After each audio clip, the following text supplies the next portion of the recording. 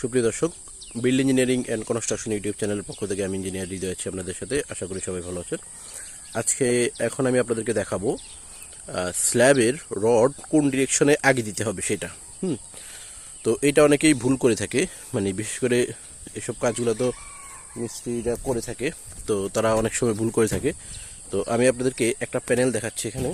এই প্যানেলটা দেখলে আপনারা বুঝতে পারবেন। এই যে আমার ক্যামেরার স্ক্রিনে আশা করি প্যানেলটা এঁটে গেছে। এই যে এই প্যানেলটা, তো এটা দেখে বোঝা যাচ্ছে এইদিকে ছোট আর ওই দিকে লম্বা লম্বা। তো এখন এখানে এই যে শর্ট ডিরেকশনে, মানে শর্ট ডিরেকশন বলতে শর্ট রড বলতে পারি আমরা।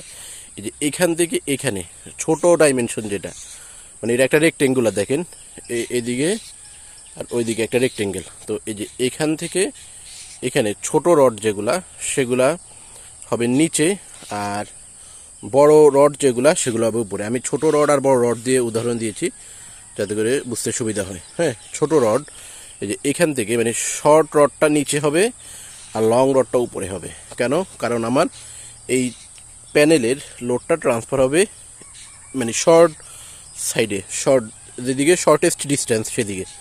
অর্থাৎ আমি একটা এক্সাম্পল দিয়ে আপনাদেরকে এটা বুঝতে পারি। সেটা হলো, এটা যদি একটা পুকুর হয়, এই যে প্যানেলটা, এখানে যদি আমি একটা পুকুরের মধ্যে আমি যদি একটা কুকুরকে ছেড়ে দিই, তাহলে কুকুরটা বেঁচে ফেরা উপরে ওঠার চেষ্টা করবে, মানে তীরে ওঠার চেষ্টা করবে। তীরটা ধরে নিলাম আমরা ওলা বিম।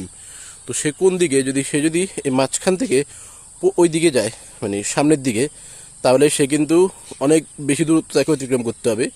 আবার পিছনের দিকে, মানে এদিকে আসলেও তাকে বেশি দূরত্ব অতিক্রম করতে হবে।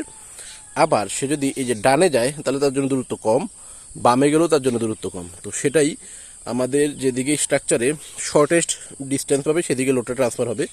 স্ল্যাবের ক্ষেত্রে, বিমের ফুটিংয়ের ক্ষেত্রে আবার ভিন্ন। তাহলে আমাদের রডটা ফেলতে হবে যে শর্ট যে রডটা হবে সেটা নিচে, আর লং রডটা হবে উপরে। মানে শর্ট রড কিন্তু লং ডিরেকশন, এটা নিচে হবে, মানে ছোট রডটা নিচে হবে। একদম সিম্পল, তাহলে আর কোনো ভুল হবে না। এটা অনেকেই ডিরেকশনের সাথে গোলায় ফেলে। তো সেজন্য আমি এইভাবে বলেছি আর কি আপনাদেরকে। ছোট রডটা হবে আপনাদের নিচে, আর বড় রডটা হবে আপনাদের উপরে। ওকে, তো এইভাবে আপনারা ছাদের রড বাইন্ডিংগুলো আপনাদেরকে করতে হবে, তাহলে আপনার সঠিকভাবে লোড ট্রান্সফার হবে। তো আশা করি বুঝতে পেরেছেন। ধন্যবাদ সবাইকে।